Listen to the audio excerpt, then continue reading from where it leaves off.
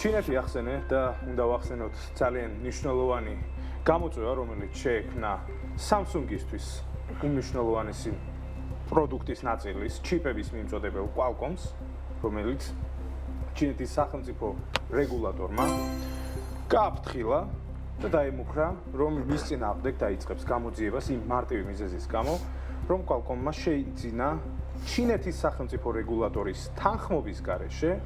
ისრაელური წარმოშობის კომპანია, რომელიც აწარმოებს მანქანებისთვის ჩიპებს. Qualcomm-ი ჩვენ ვიცით, რომ ამერიკულ ბაზარზე ზოგადად თვითონ არის უმნიშვნელოვანესი და უმსხვილესი კომპანია, არა მარტო და ჩიპების მწარმოებელი, არა მარტო ამერიკაში, არამედ ჩინეთისთვისაც უმნიშვნელოვანესი აქტორია და მისი გავლენა ძალიან დიდია, თუმცა მას გაუჩნდა სურვილი, რომ კიდევ ერთი მნიშვნელოვანი აქტორი, ისრაელური კომპანია შეეძინა, კონკრეტულად მის სახელია Autotoxi, ეს გარიგება ივნისის თვეში შედგა, თუმცა 2024 წლის მარტში ჩინეთის სახელმწიფო რეგულატორმა გააფრთხილა Qualcomm-ი, რომ 350 მილიონიან გარიგებას ისე შენ ვერ გააფორმებ, რომ მე არ შემითანხმო და ჩემგან არ მიიღო ამაზე თანხმობა. მით უმეტეს, როცა ეს ორი ჩიპების მწარმოებელი კომპანია ერთბაშად და ერთდროულად არიან ფაქტობრივად ჩინური ბაზრის ერთ-ერთი უმსხვილესი მოთამაშეები და შესაბამისად მონოპოლიასთან დაკავშირებით ანტიმონოპოლიური კანონის დარღვევის საფრთხე იქნებოდა, რადგან თუ Qualcomm-ის საკუთრებაში გადავიდოდა ორი ის კომპანიაც და შეიქმნებოდა ერთიანი კონგლომერატი, ეს იქნებოდა სერიოზული გამოწვევა ჩინეთის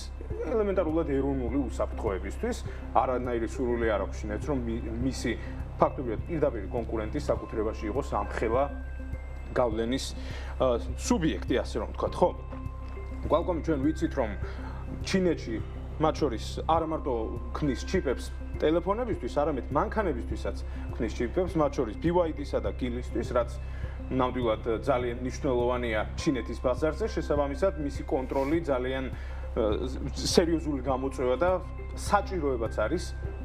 ჩინეთისთვის. ახლა რაც შეეხება კონკრეტულ ქმედით ნაბიჯებს, რის გადადგმასაც აპირებს ჩინეთის სახელმწიფო რეგულატორი, თუ გამოძიებით დადგინდა და Qualcomm-მა თავი გაიმართლა და არ დათანხმდა მოკლედ მის მოთხოვნას, რაც ეკნება სახელმწიფო რეგულატორს, ჩინეთის სახელმწიფო რეგულატორი გადადგავს რამდენიმე მარტივ ნაბიჯს, რომელთა შორისაც ერთ-ერთი არის 10%-ით, წლიური შემოსავლის 10%-ით დაჯარიმება, ასევე ნაწილობრივ საქმიანობის შეფერხება და მიწოდების ჯაჭვიდან მისი უბრალოდ ჩახსნა გარკვეულწილად და მისი ჩანაცვლება რა პრაქტიკაც ფაქტობრივად გარკვეულწილად ვიხილეთ NVIDIA-ის შემთხვევაში, რომელსაც იმდენად შეუბოჭა სივრცე და ახლა ნელ-ნელა შემოყავს თავისი მოთამაშე ჩინეთს, რომ ეს ნამდვილად არ უნდა არგებდეს ამერიკულ კომპანიას, თუმცა ვითარება ასეთია, რეაქციაც ნამდვილად ჰქონდა Qualcomm-ს ძალიან უარყოფითი ბირჟებზე, 5%-ით შემცირდა მისი აქციების ფასი, რაც ცხადია, არ არის გასაკვირი, ჩინეთი მისთვის არის ერთ-ერთი უმნიშვნელოვანესი გაყიდვის ბაზარი და იქ არავითარი შეფერხება არ უნდა შეექმნას, მაგრამ